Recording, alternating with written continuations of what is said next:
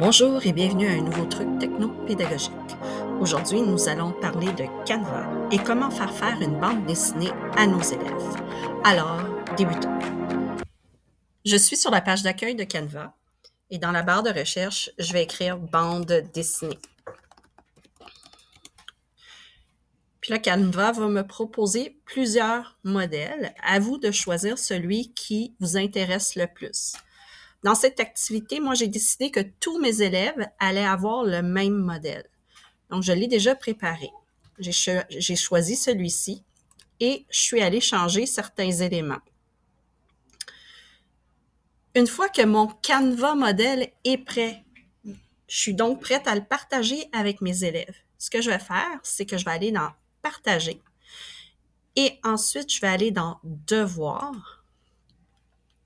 et dans l'option, je vais choisir Google Classroom.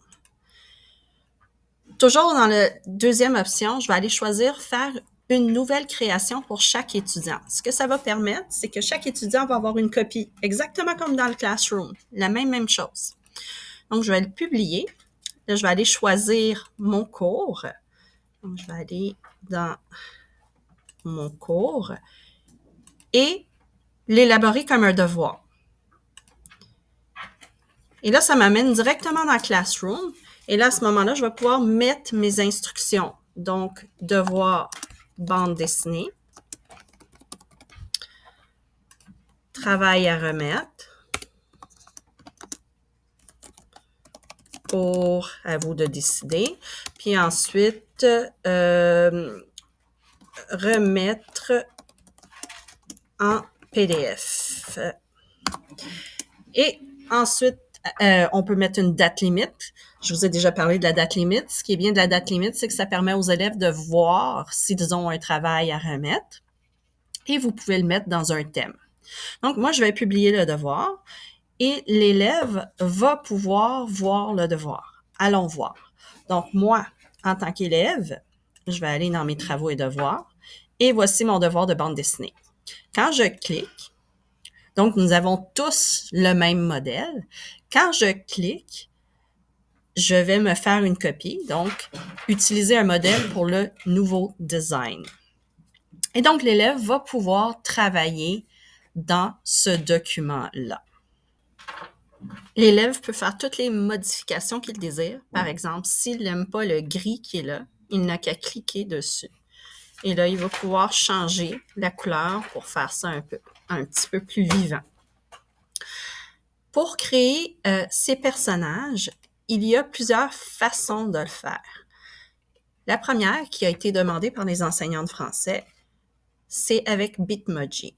Donc, ce qu'il faut faire, c'est qu'il faut aller dans « Appli » et aller chercher le Bitmoji. Donc, le voici. Le Bitmoji fonctionne uniquement avec Snapchat. On ne peut pas forcer les élèves à avoir Snapchat, mais il y en a beaucoup qui en ont.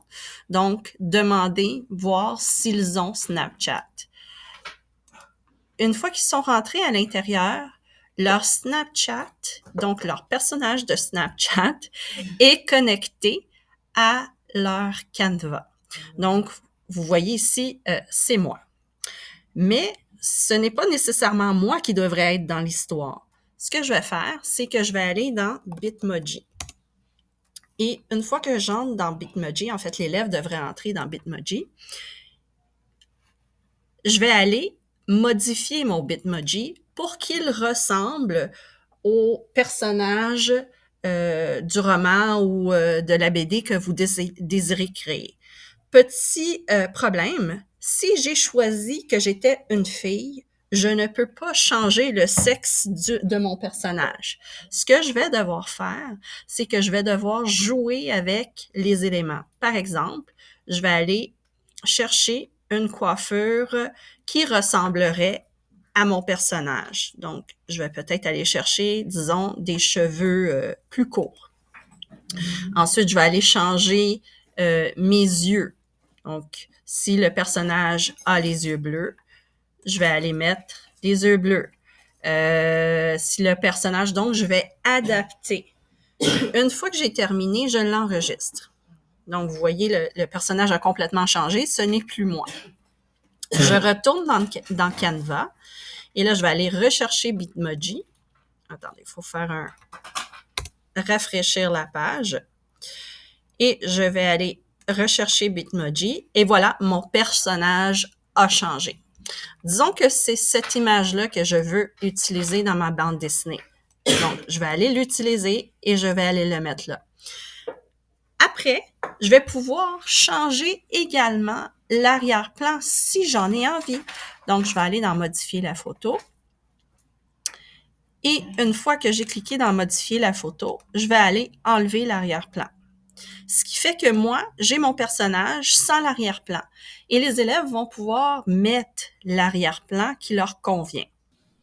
Cependant, si l'élève veut mettre un arrière-plan, il faut qu'il commence avec l'arrière-plan. Donc, ce que je vais aller faire, c'est que je vais aller dans mon élément. Puis là, j'ai écrit ici terrain de soccer. Donc, je vais faire ça, terrain de soccer. Puis, je vais le rapetisser pour le mettre ici, dans ma boîte, pour que ça rentre dans ma boîte comme ça. Une fois que ça c'est fait, là, je vais rentrer mon personnage de Bitmoji qui joue au soccer. Là, parce que j'imagine que c'est français, il faut écrire football. Donc, je vais aller chercher une image qui, je trouve intéressante. Fait que je vais prendre celle-là, pourquoi pas. Et là, je vais la rapetisser et l'amener là, comme ça. Donc, c'est important de faire l'arrière-plan avant et ensuite mettre le personnage. Une fois que j'ai terminé, j'aime pas le blanc. J'aimerais ça que ça soit presque la même couleur. Et bien, vous voyez un peu les pinceaux, ça vous donne des couleurs. Ça peut être vert ou ça peut être bleu, mais ça ressemble un peu aux couleurs de l'image. C'est pas exactement pareil, mais quand même, ça fait un beau travail. Et là, ensuite, moi, j'ai dit, je veux rentrer une bulle de dialogue. En bas, j'ai mis des exemples de bulles de dialogue. Fait que ce que je vais faire, c'est que je vais la copier. Et ensuite, je vais la coller ici, vous voyez? Puis là, je la mets là. Et là, je peux la faire aussi grande. Quand on travaille sur Canva, si c'est trop petit, vous pouvez toujours l'agrandir ou le rapetisser pour que ce soit clair pour vous. Une fois que ça c'est fait, là, je vais aller dans Zone de texte et je vais aller créer une zone de texte. Pour déplacer la zone de texte, il faut vraiment aller sur la petite croix avec les flèches pour le déplacer. Là, je vais l'amener ici. Et là, je vais écrire mon texte. Je suis bon. Une fois que l'élève a terminé, là, il va la partager avec vous. Donc, on clique sur Partage en haut. Là, vous avez Google Classroom. Je vous le dis tout de suite, ça fonctionnera pas. On va le faire ensemble. Donc, je clique sur Google Classroom, je clique sur mon cours et, ça fonctionne pas. Donc, la façon de faire, c'est que l'élève doit cliquer sur Partager et il doit le télécharger en PDF, s'il vous plaît, parce que c'est plus facile pour vous. Donc, PDF standard. Et ensuite, on va le télécharger. Une fois que c'est téléchargé, là, l'élève va aller dans son Classroom, ajouter ou créer. On va aller dans Fichier. On va aller dans Parcourir. Et moi, ici, c'est enregistré dans Téléchargement, donc je vais aller le chercher. Et voilà. Et une fois que c'est terminé, il doit rendre le devoir. Une fois que le devoir est rendu, en tant qu'enseignant, moi, je vais aller voir le devoir. Donc, je vais aller voir mes instructions, devoir d'élève. Il devrait y avoir un devoir remis. On va aller voir. Ah, voilà. Donc, mon test secondaire 2, CJE, a remis son devoir. Et je vais pouvoir aller voir. Si jamais vous voulez imprimer la bande dessinée de votre élève, mais là, il va falloir la sauvegarder sur votre ordinateur. Ensuite, ça va créer un PDF sur votre ordinateur et vous pourrez ensuite l'imprimer. Donc, voilà pour les bandes dessinées. Si jamais vous avez des questions, n'hésitez pas à venir me voir.